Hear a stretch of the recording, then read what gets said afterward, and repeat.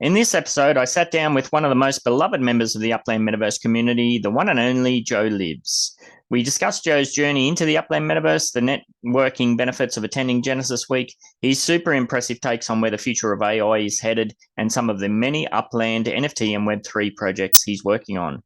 Joe also outlined details surrounding the Our Upland book project he's co-authoring, including a massive book cover design competition that you still have plenty of time to get yourself involved in.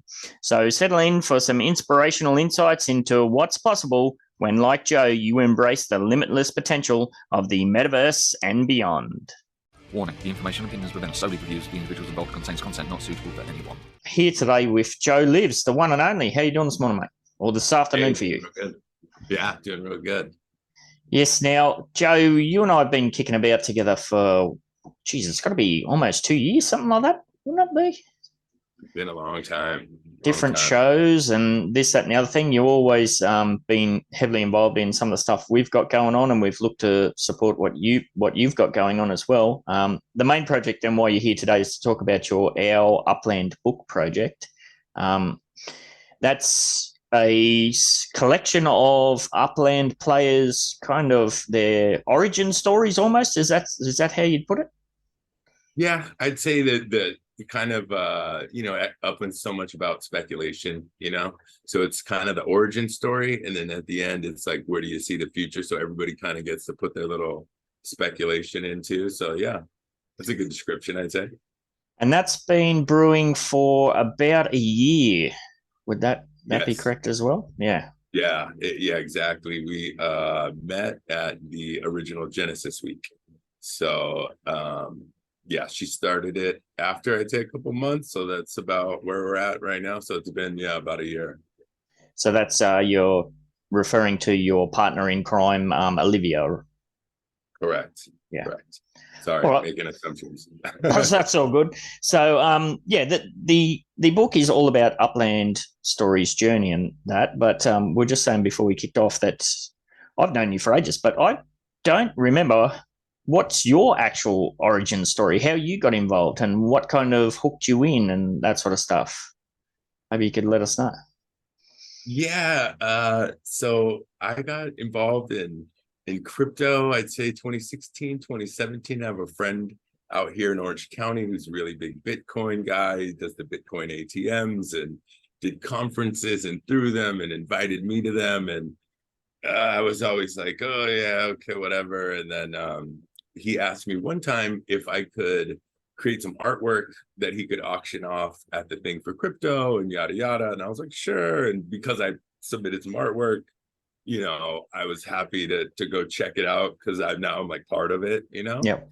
And then like a year later, it was like 2017, I think I looked at the like minuscule amount that I had gotten for those art pieces in this wallet that he created for me that I didn't really understand what it all was or whatever.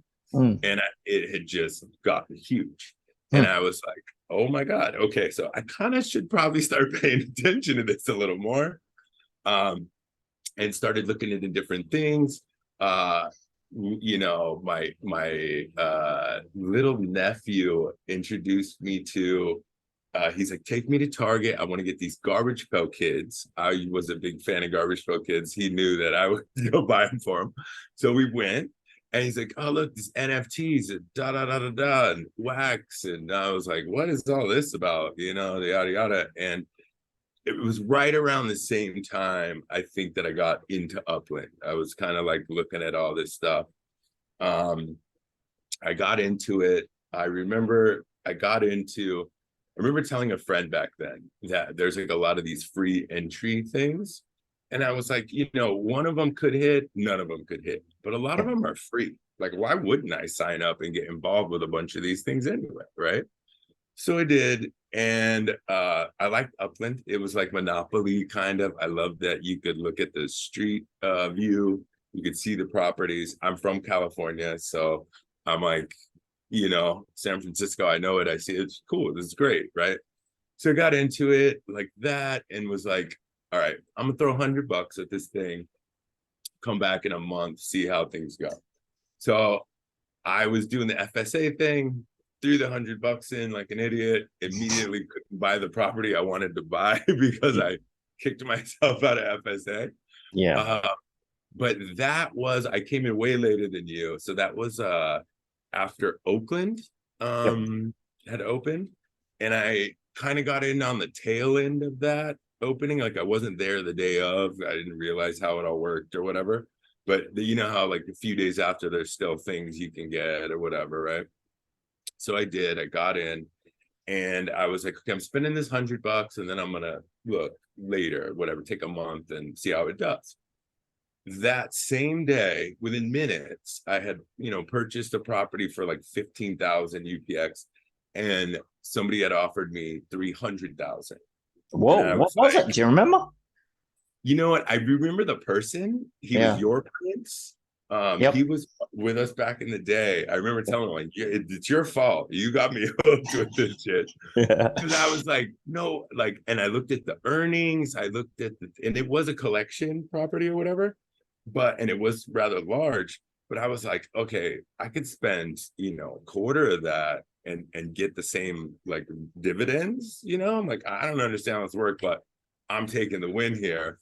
And then that's what really, set me off to be like, wow, okay, let me, again, with the same thing with the crypto, when I saw that my wallet was worth a lot, I'm like, okay, there is money to be made here, or there is growth for here or whatever. Because back then, even, I think it was either right before the beta USD out or like right when they were just talking about it. Probably be around the same time. Yeah, I think. Yep. So it was still a little risky, you know what I mean? Like as far as like you may never be able to get a single dollar if you put one in, it may never come out. Yep. And so, but yeah, that's how I got in, and then started doing more research, found you and Venom and DJ Shorts. Yeah, I mean, and as time has, we've seen, like you're still here, and those two, I don't know what to say. Yeah, although I will say this, probably a lot of people won't even know what we're talking about, but I know you know very well. But Green Rabbit, he's fully out now, and Venom is, and there's a cool dude named Pigwig was kind of taking it over and made some changes, and Dub Turtle's still there, who used to be part of UDU, and so Yep. they're actually making positive changes there. So I figured you'd like to know that. Yeah, that's cool. I mean, yeah, what a journey that was. I mean, gosh, talk about history. Some roller coasters. Yeah, that's interesting to think back to Oakland as well. Like Oakland was one of the classic burn cities where it just all crashed and burned. So did you miss out on that first burn? Were you in the second wave of that, or do you remember? No, because I was so green back then. I remember Bakersfield too, I believe, came right after that. Mm. For both of those, I felt so dumb about this, but I didn't even realize about the neighborhood line thing.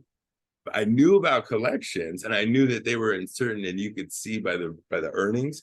So Yep. literally during the openings, I was like clicking on the property before I minted it to see if it was in the right neighborhood, and like I would do that, and then boom, it was bought. Like, oh god. And then maybe a month later, people were like, "You didn't know about that?" And I'm like, "Oh my gosh, yeah." So Well, yeah, I mean, you're talking about the implied knowledge that you weren't aware of then, but imagine new players coming into the game now with like how far everything's advanced. Like the learning curve that they got to deal with is astronomical. that's true, especially with the racing, the totems now, all the meta venture stuff. Yeah, it's quite a bit. It is quite a bit. Well, I'm glad they got that mission thing up though, and all that stuff, because I think that's smart to, that's what the community pool is for, right? It's like to incentivize new players. We want to get people involved. We want to get people engaged. I think it's good that they're doing that. Yeah, and Oakland, I believe Oakland was one of the releases where we knew the collections in advance, because I remember going all in on a rare, I think it might be College Ave or something like that. So I think we I was so definitely green. knew. I Yeah. was so green. I don't think I was like vanilla. Yeah, I love vanilla. Sure. Sign me up. Yeah. Yeah, cool. But it's also interesting to think back too. Like you said, you enjoyed the now. Maybe let me backtrack a bit. When you first started playing Upland, was it the mobile app version? Is that what got you in, or were you straight into the web? Mobile. Yeah. Well, you know what? I can't remember, honestly. I can't remember. I want to say desktop actually, because I think I came through Brave. Okay. It came through Brave. I know they did a big push on Brave, I'm pretty sure. And I remember when I came in and after all that happened, I had been kind of seeing this ad for a long time. Yep. And I remember thinking, what a dumbass. Why didn't you click on it 8 months ago, you idiot? It's always the way, isn't it? Yeah. Yeah. Yeah. I was similar in that probably in the 2017, 2018 kind of crypto push, I started getting a bit more involved in like what's actually around, what's out there. And I started downloading all of these crypto mobile games, and they were just really clunky, really janky. And then I saw Upland. I'm like, well, this is just a completely different level of professionalism, even way back then when it was still pretty new and clunky. But yeah, that's kind of how I got in. I was kind of casting, like you said, we're casting your net wide, and one of these might take off. Who knows? Might as well throw a few dollars in. Yeah. Yeah. Yeah. And then if they're actually enjoyable, that's just a bonus. And then it kind of leads you to stick with that one, I think. Whether you're like, I remember I've heard you say before, like I actually enjoy it. So it's like whether I win or lose or yada yada, I enjoy spending my time. And so that's a good way to look at it, I think. Absolutely. So that's where you've sort of come from, and now what sort of projects are you involved in now? So I'm involved with a few different things. I'm still involved with Upland quite a bit and different projects within Upland, but I'm also like working with other metaverse stuff and actually trying to connect Upland and some other stuff too.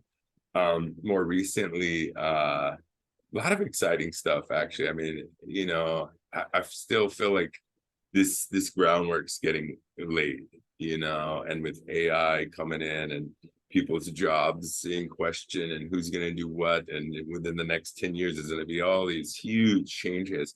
And I think entertainment content, that kind of thing, is going to be a big part of people's lives. Already, people are on the screen quite a bit. I mean, that's one of the amazing things about Upland. And like here I am, you're in Australia, I'm in Los Angeles, and I got to just tip my hat to you, by the way, for the meetings that we had every Tuesday. I know you're getting up at the crack of dawn, like a ridiculous thing, and just to do that for I think it was years straight, like wow. Like wow, I'm amazed. But that's one of my favorite things about this whole metaverse thing and all that is just you can connect with anyone in the world, you can meet like-minded people, and I think it's just going to keep growing. So I'm involved with a few different metaverse projects. This book I'm trying to get out, it's basically done. The only thing is this cover, which we're going to talk about the contest, which technically it was already done, but we want to involve the community and have that aspect of it. So that, and then node projects and building and meta venture stuff. D-Tech's been kind of bugging me. I got a shop approved finally, and he's like, come on, get your images in, get it going, and yada yada. So that's been helpful. He literally sent me a message the other day that was like a meme of, I'm your friend, I'm peer pressuring you, like do it. Yeah. So that's good. Absolutely. I'd just like to go back to what you said there about AI.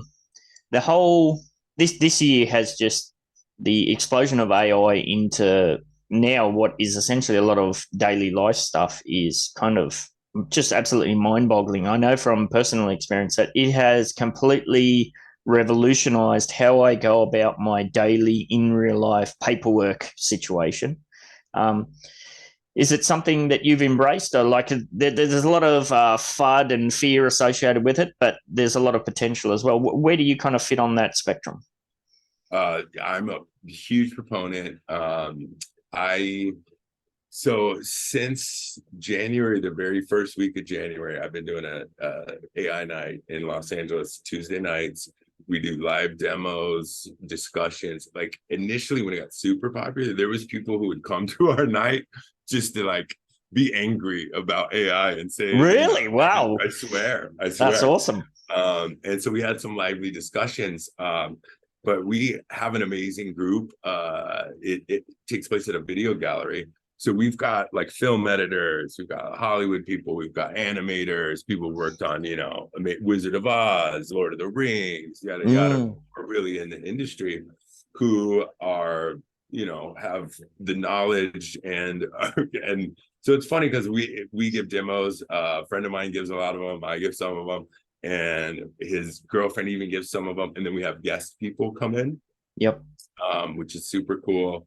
Like somebody came in with a live, which I'm actually working on in another Metaverse project. I'm probably gonna work with this guy, but it's like a live AI that you that operates immediately from your prompting and text, like like an NPC type of thing.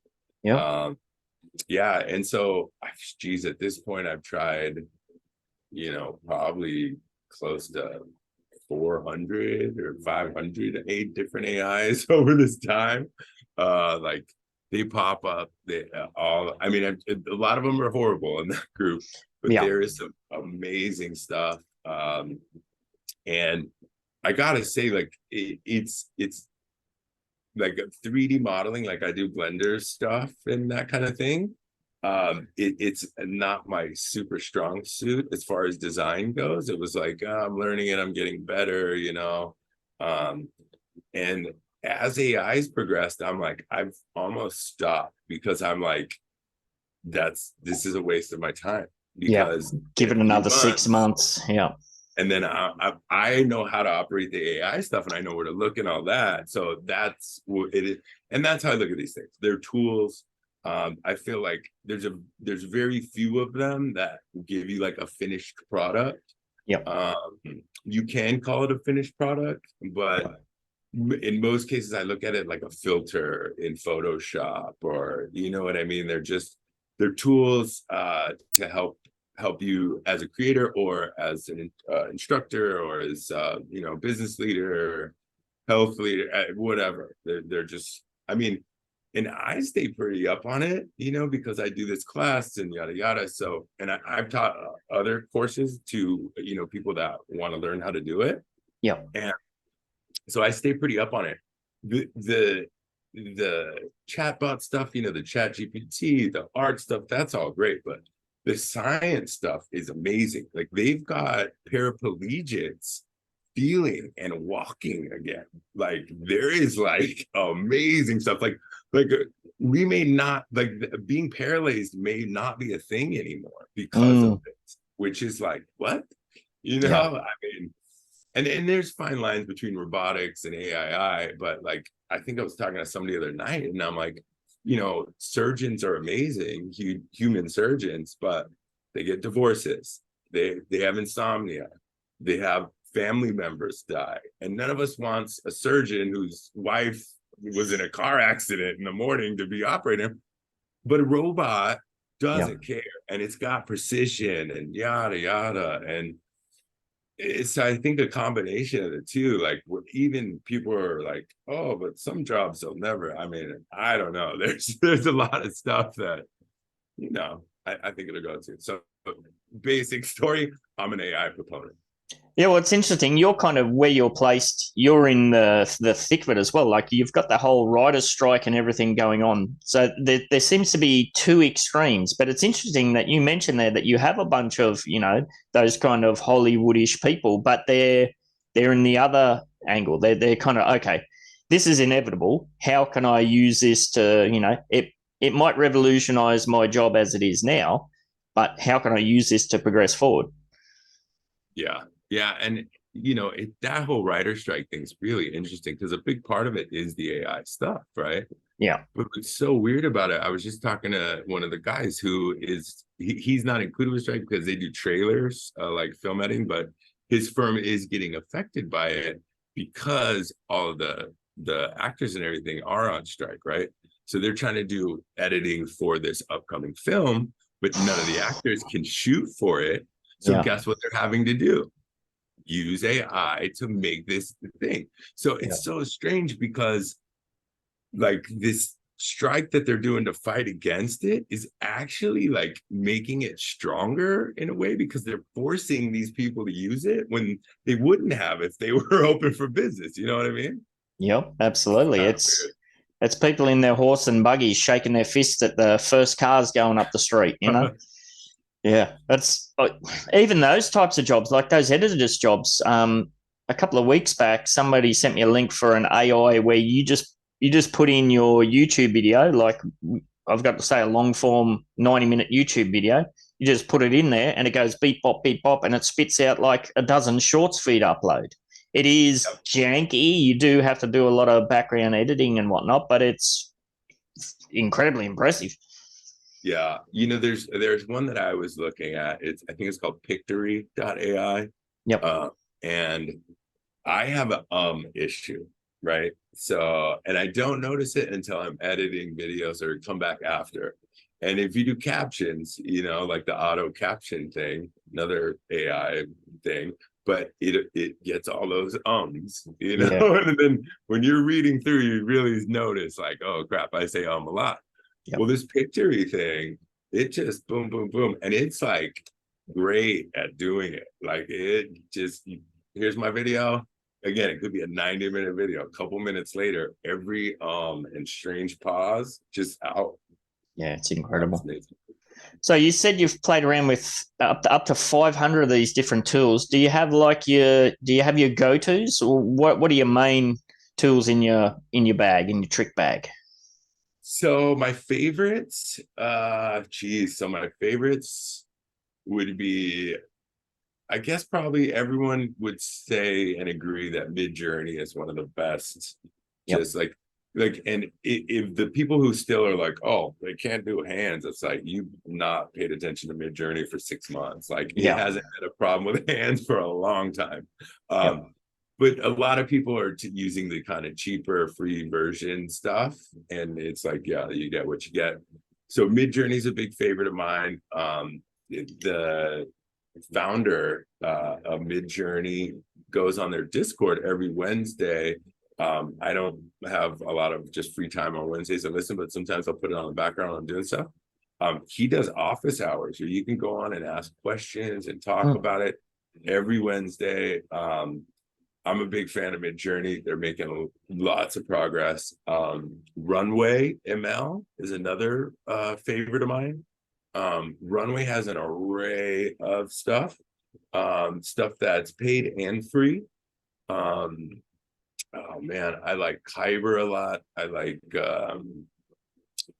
Deep Brain. I like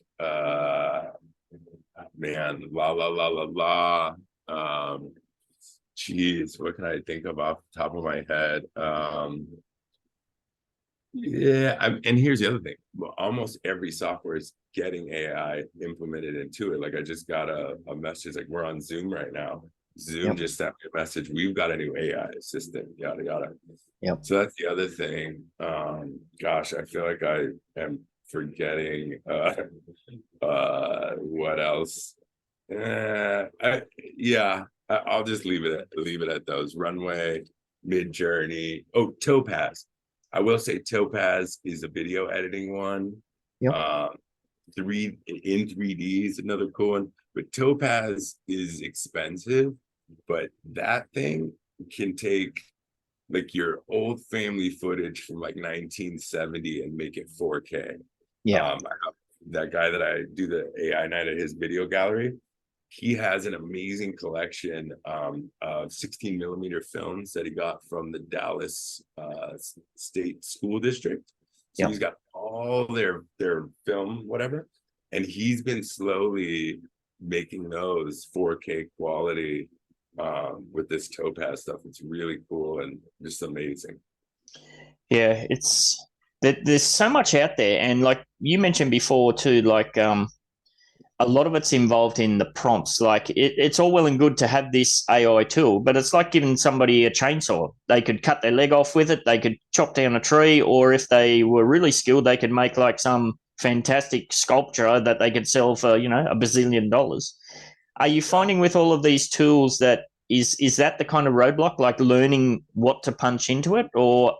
And kind of a secondary question, are you finding that there's some commonality or between the different tools? Like, are you transferring your knowledge across, or is it shit? Now I got to learn all this over again. How do I actually play with this thing?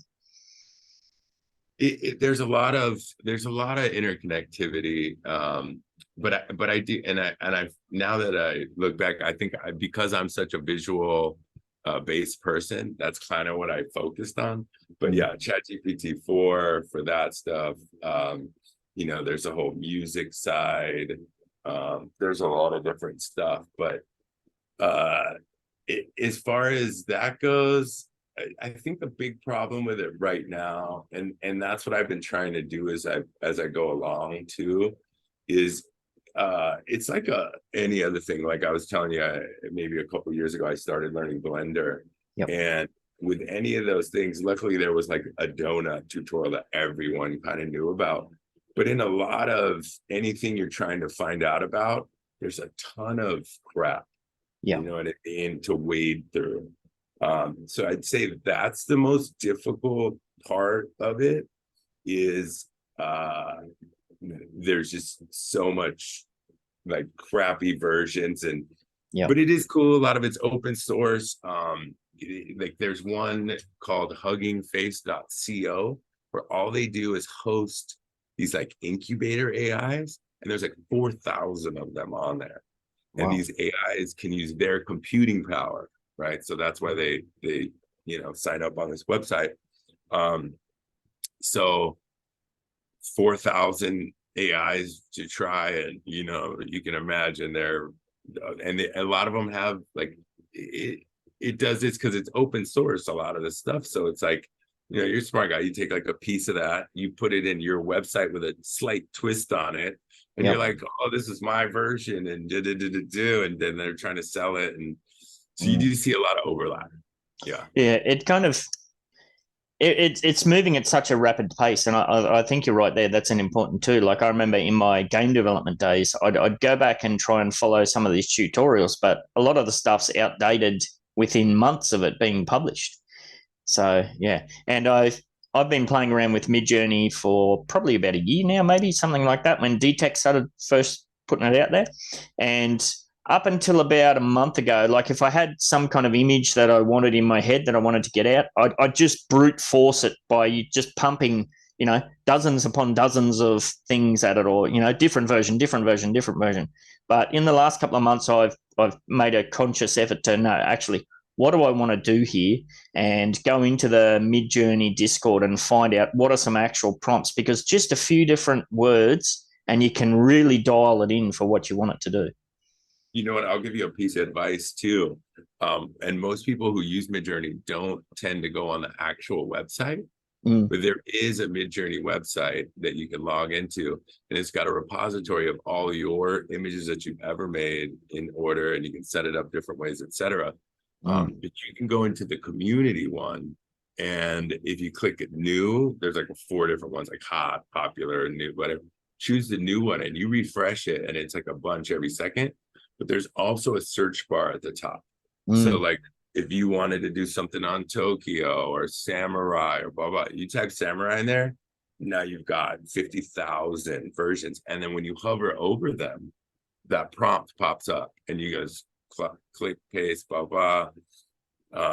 You can get the seed from them now from that site too. Yeah, it's amazing what it can do. But I don't think, even with that system, I don't think we're too far away from, like, kind of now you can almost use ChatGPT to help you find the prompts that you're going to put into Midjourney.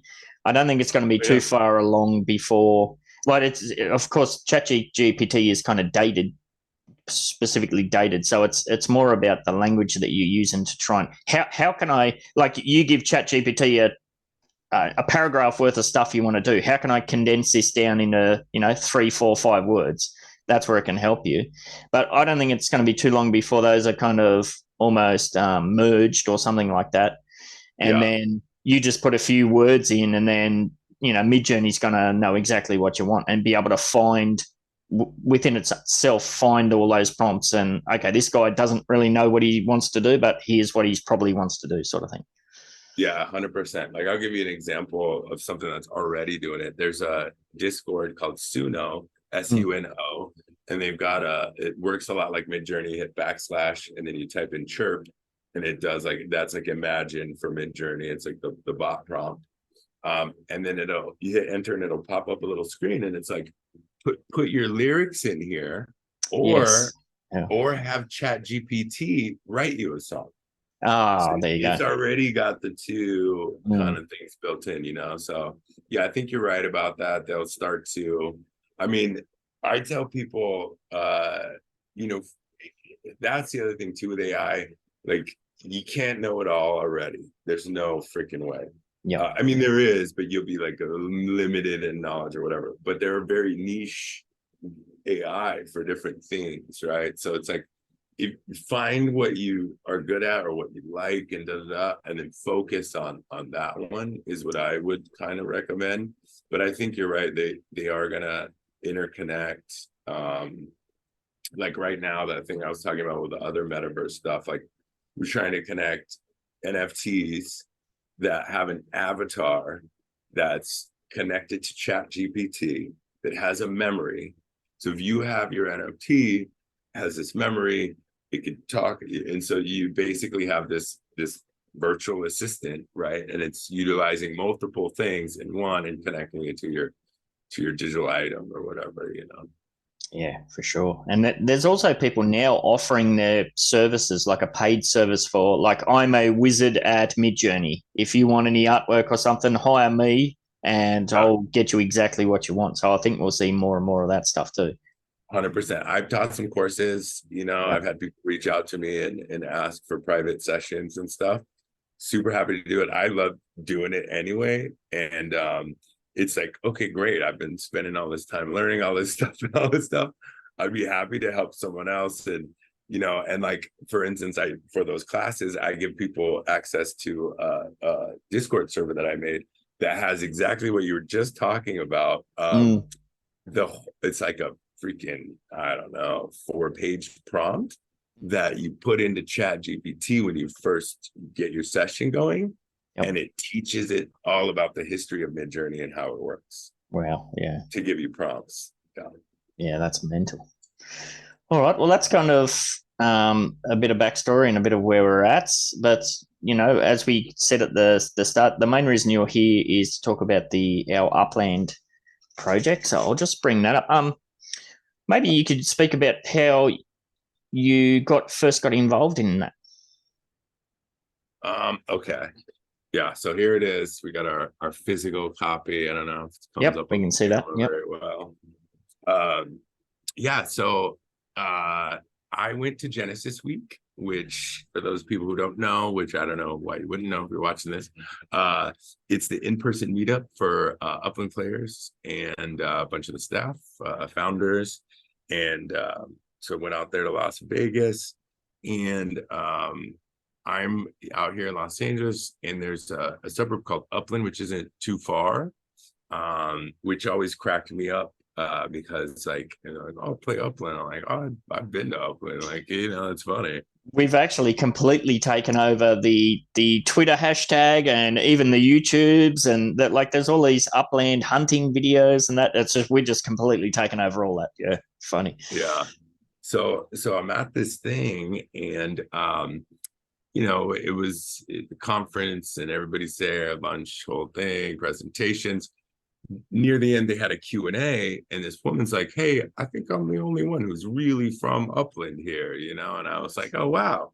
Okay, so we're kind of neighbors, right? So after the event, I went up to her and I go, hey, you live in Upland, blah, blah, and we started chatting. And I met her friend who was next to her, and she was like, I don't really play. I'm just here to support my friend. I'm just learning. I got my first property, and I was like, oh, cool. And I was like, oh, just where are you from? And she's like, New York City. I'm a writer. I was like, oh, cool. And she's like, yeah, here's one of my books, bestseller. And I was like, oh, cool. And she's like, you want to buy it? And I was like, oh, wow, this lady's amazing. And I, I was like, how much is it? And, she told me, and I was like, it was, the Genesis week is a week before Father's Day weekend. And the book was about, I think it was called Honoring Dad. It was about fathers and yada, yada. So I was like, this is perfect. Gift for my dad. This is awesome. Sure, I'll take it. So got her book and was like, she's a good salesman. Like I couldn't do that. Right. So I was kind of impressed that she did that. And so there was a in between, we go back to our hotel and there was like an awards show and they gave out stuff and all this stuff.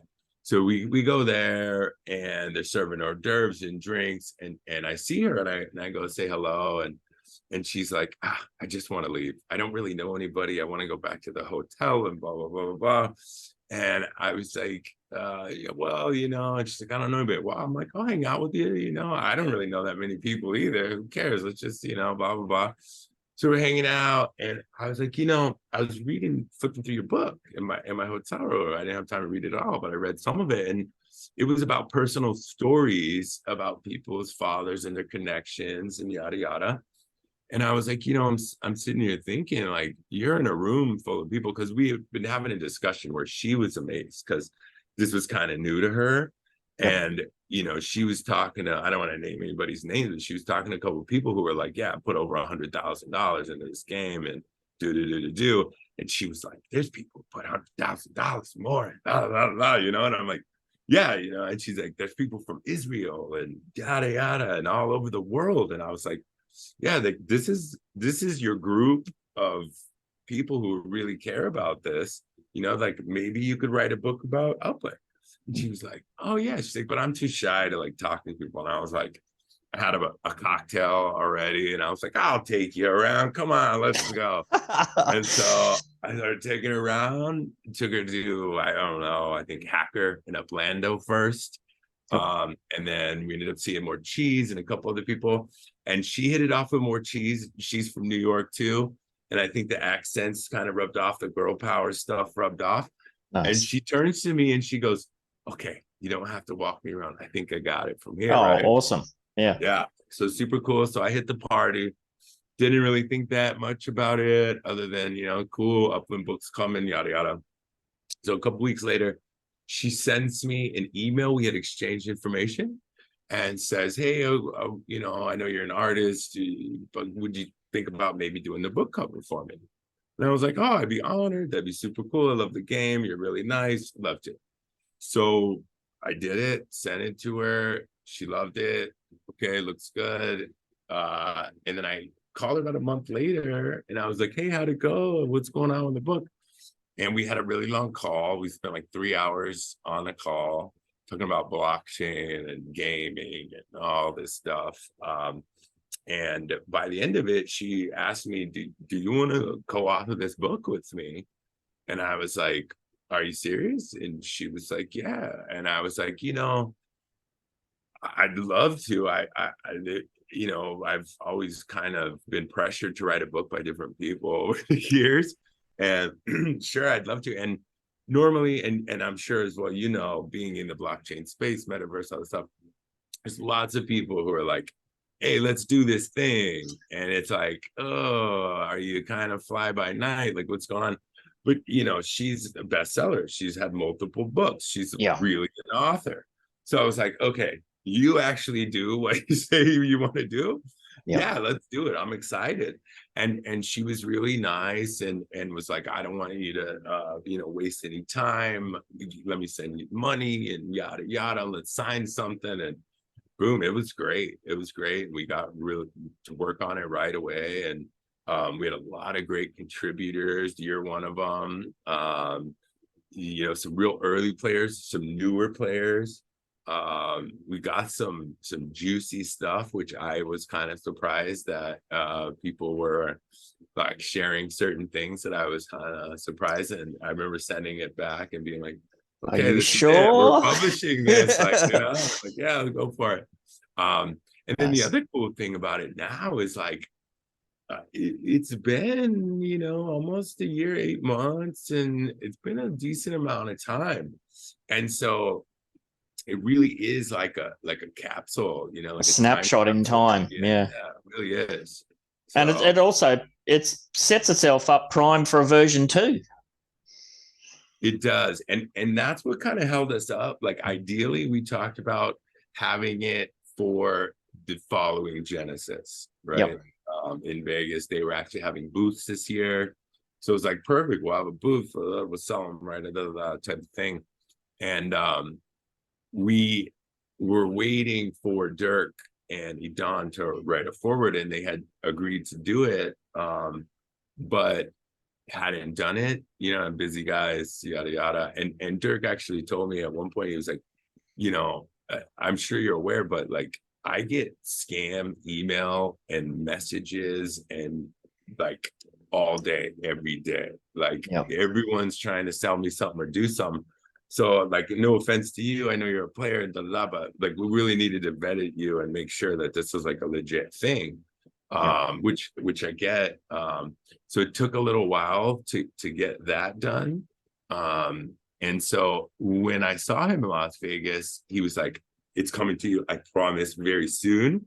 Awesome. And yeah, and it was really cool too, because I came up to the meetup bar thing, and everyone's kind of talking, and I'm kind of shy. And it's always weird when you go to those things because it's a crowd of people and people are talking, and you're like, do I butt in? Do I just stand here? Like, what And do you I kind do? of, I'd imagine it's a case where you know these people, but you don't really know them. 100%. Yeah. 100%. So like I'm kind of standing there and then talking to nobody and not wanting to butt in. And then boom, here comes Dirk right over to me. First person that comes up to me, and he's like, I know I owe you that. I'm sorry, it's coming. Yada yada, explains the whole thing. That was super cool. And then so because of that, it kind of got postponed a little bit. But I think it should work out just fine, time wise, and yeah.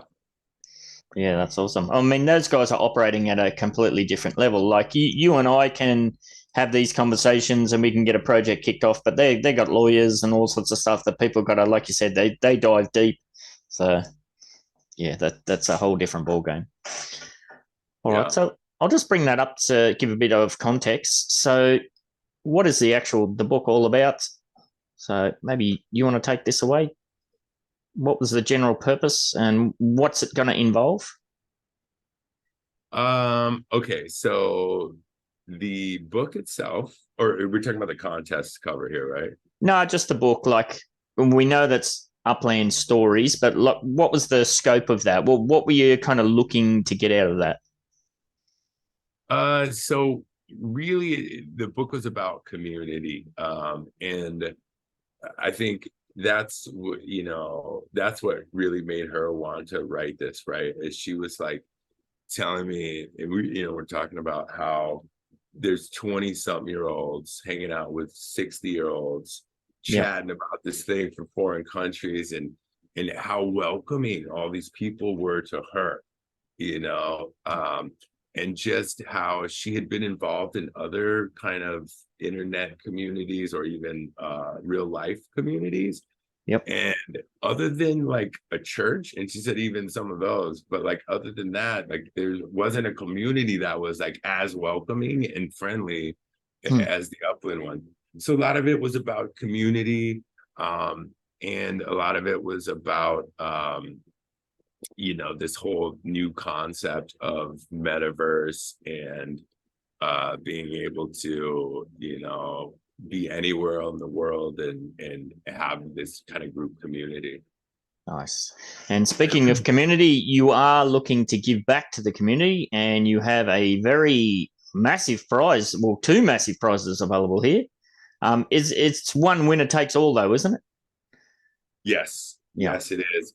And I'm not promising anything, but I think if other people, I'll probably personally just give some love to other people who don't win, because We're not choosing the winner. I have a gallery owner friend here in Los Angeles, and Olivia and I both agreed that we should kind of not have That's a a good way pin. to do it. Yeah. Yeah, Put it in the hands of a third party who doesn't have any emotional vested interests. Yeah. Oh, that's cool. exactly. So we're doing that, and I should shout out TD. I know you know TD. He actually donated NFT Gamer TV.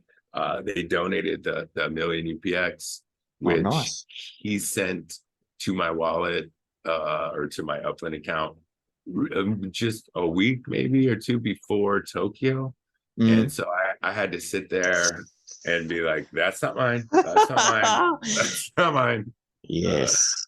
And it's funny because I was sharing my screen with D-Tech and they were talking about D-Tech, and he's like, dude, what are you gonna do with all that? Yeah. Hey, that's not mine. Yes. Yeah, absolutely. But yeah, so it's a book design cover contest. We've got on the website there in the bottom, ourupland.com, which you were on before. There's actually a Google form that you pop in, and there is a lot of like technical parameters, but that's all like Amazon related for the actual printing of the book. It has to be a certain, size and all that. Yep. And then we just can't have any like, no McDonald's, Disney, Coke, or even Upland specific IP. You can use colors or do certain things, but we can't just like steal anything or borrow anything, however you want to put it, straight from them. Yep. But yeah, we've got some interesting, some amazing actually entries already. I've gotten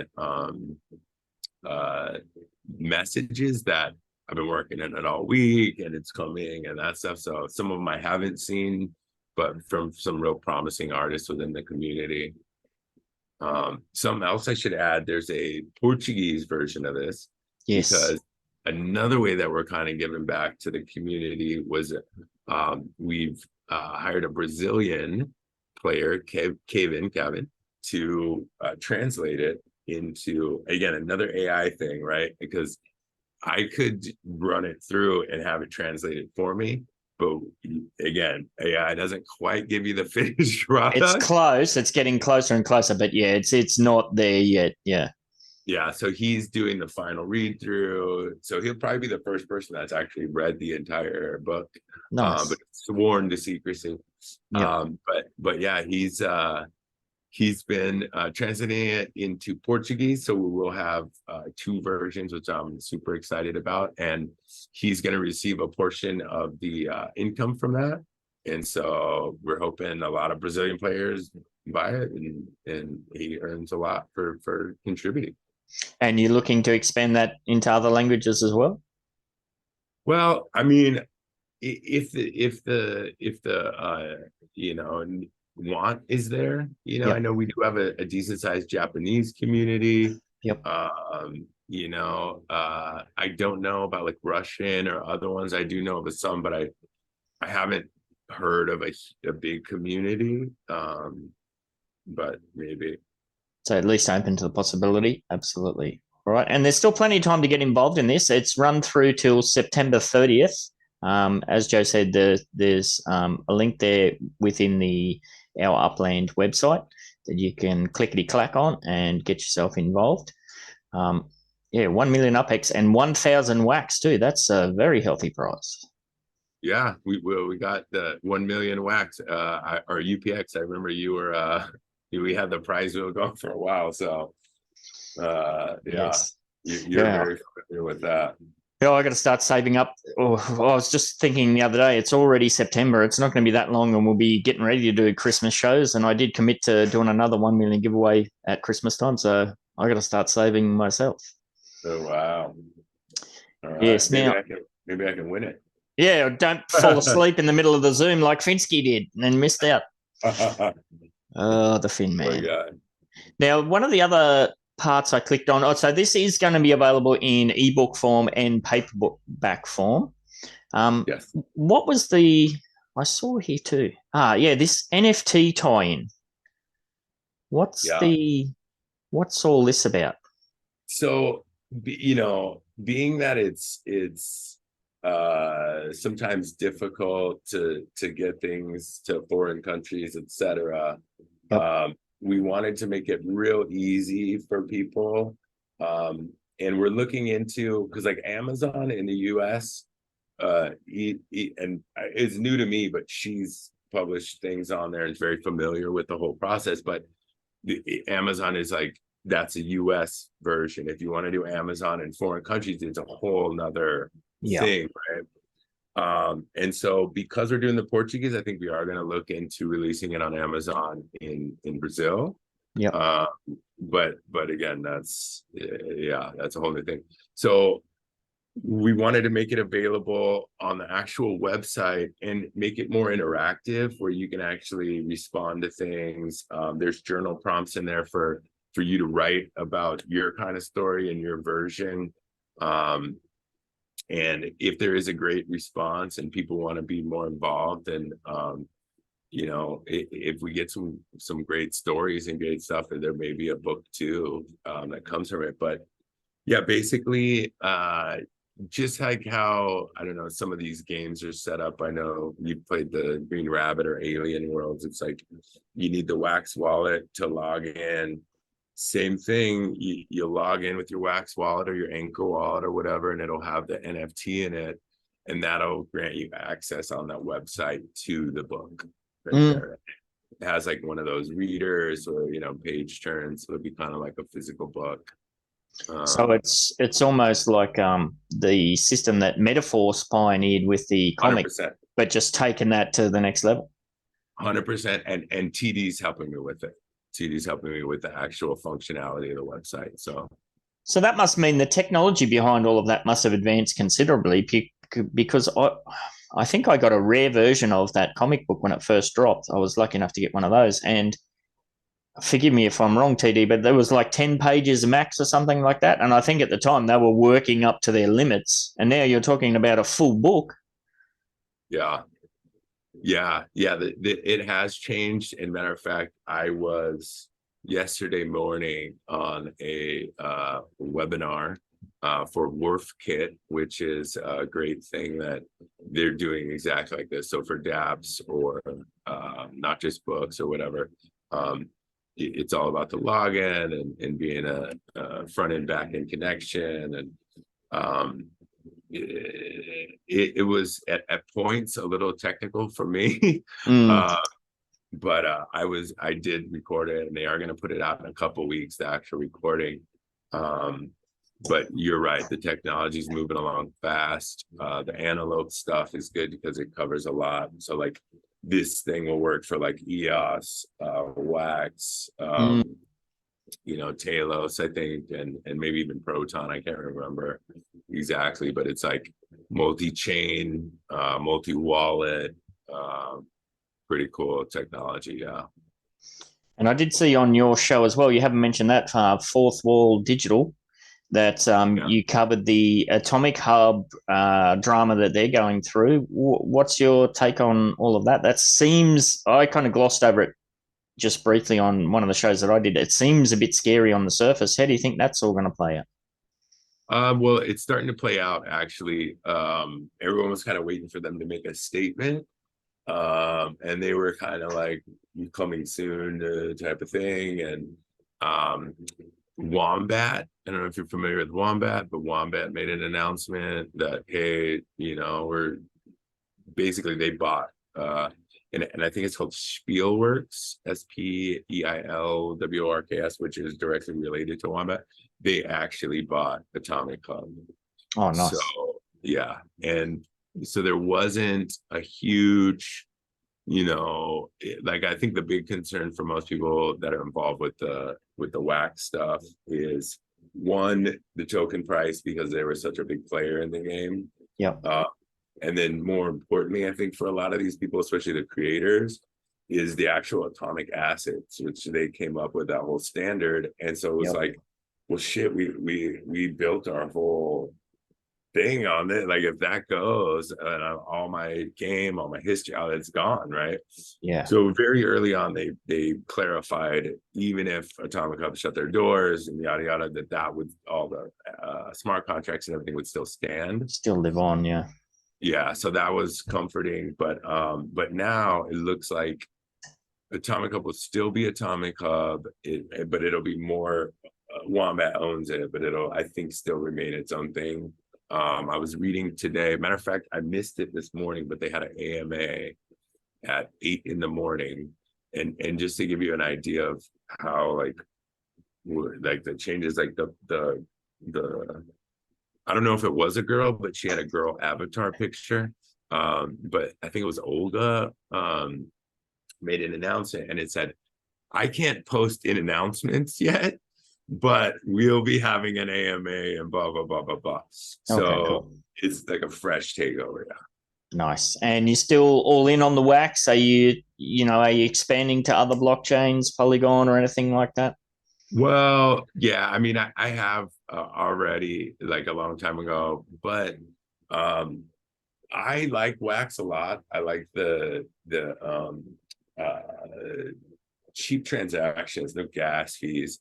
I like that you can do these fractional things. I like how quick it is. I like how it doesn't really go down at all. Yeah. It does have its issues, for sure.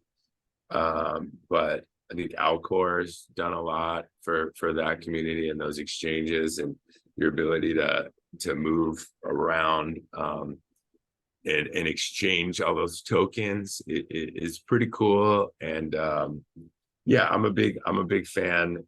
It is kind of weird a little bit, the whole, like, I don't know if you've noticed recently, there's like a whole PFP craze that's kind of happening in wax, and it's just weird that, like, that happened in ETH however long ago, you know what I mean? And it's like, I feel we're like the dorky cousin that's trying to like dress like the cool cousin, and I'm Well, like, it's definitely a different vibe, isn't it?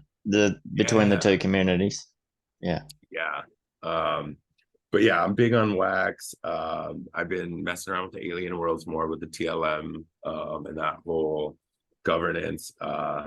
EOS, they've got a whole, I don't know if you've ever heard of Dan Larimer or More Equal Animals, but he has this whole concept that's been really interesting to me about governance, and our whole political system here in the United States is having issues, let's say. And I'd recommend reading that book, and I'm a big fan of blockchain and the trustless stuff and the record of everything. And I think that ultimately it will get implemented into our voting system, all that kind of stuff. Yeah. So I'm trying to, I know it sounds weird, high pie in the sky, but I'm trying to like help make sure that it gets directed in the right way and doesn't get bastardized. corrupted. Yeah. If I can. All right, cool. Well, just as we're wrapping up, we know that the competition runs till the end of September. There's another aspect that's kind of Octoberish. Does that mean we're likely to see a release, end of year or something? No, I think we should have it out by, like, I'm gonna try right around Halloween. Yep. And we'll make announcements more. We just want to make sure that we don't jump the gun, because printers wise, getting everything and making sure it can actually get printed and sent out. Yep. Once we get that done, then it's going to be released, and so the contest ends on the 30th, right? The gallery owners right here in Los Angeles won't be hard to get that finished. Then it's get it off the printer, so that gives us like a whole, almost a whole month to make sure it's done. So the goal is Halloween. It's a holiday, people recognize it, so I think that's kind of the goal. But yeah, and that'll be kind of NFT and book, hopefully. But like I said, as the time progresses, I'll be much clearer about it. Nice. And with the gallery process to find the winners, is that something you're gonna like put together as a production, put that out publicly, or how are you gonna work with that side? You know what? I think so. I think I definitely would like to talk to all the artists before doing anything like that. Yep. But yeah, I definitely want to like make an announcement, and then like how we talked about, you know, the winner's going to get the big prizes or whatever.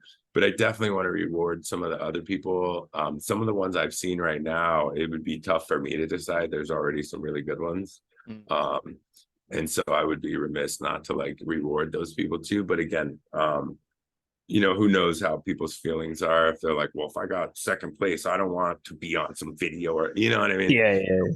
I'll talk to the artists, see how they feel. And then I would definitely love to show off everybody's work at some point. Yeah. Cool. Well, even if you don't have any like full-on artistic skills yourself, there, like Joe and I have mentioned, there's so many different AI tools that you can work with. Yeah, don't sleep on this one. There's still plenty of time to get yourself involved. So get on over and click that link in the description and have a go. And who knows, you just might walk away with 1 million UPX and a big bag of wax to boot. So very healthy prize. All right, Joe, it's always great chatting to you. I love your take on things, and especially like hearing what you've got going on and where you think AI headed. So I think there's a lot to unpack there. So this will probably be one of the ones that I listen back to a couple of times to make sure I catch some of those keywords and some of those different projects to explore. So thank you very much, buddy. Yeah, thanks for having me on and talk about the book. And yeah, sorry if I got off on an AI tangent. I love it once you ask. Okay, good. All right. Thanks, mate. Later. If you have an Upland NFT or Metaverse product, service, or event to promote, or you're just someone engaged in Web3 who'd like to have a chat, send me, Ben68, a DM on Discord, or drop a YouTube comment to discuss and secure your spot. This Metatainment production is brought to you today by the Samurai Aquatics and Decor Metaventure. Scan that QR code or click that link in the description and dive yourself headfirst into the Samurai Aquatics Discord server to pleasure your peepers on our current and future range of outdoor decor.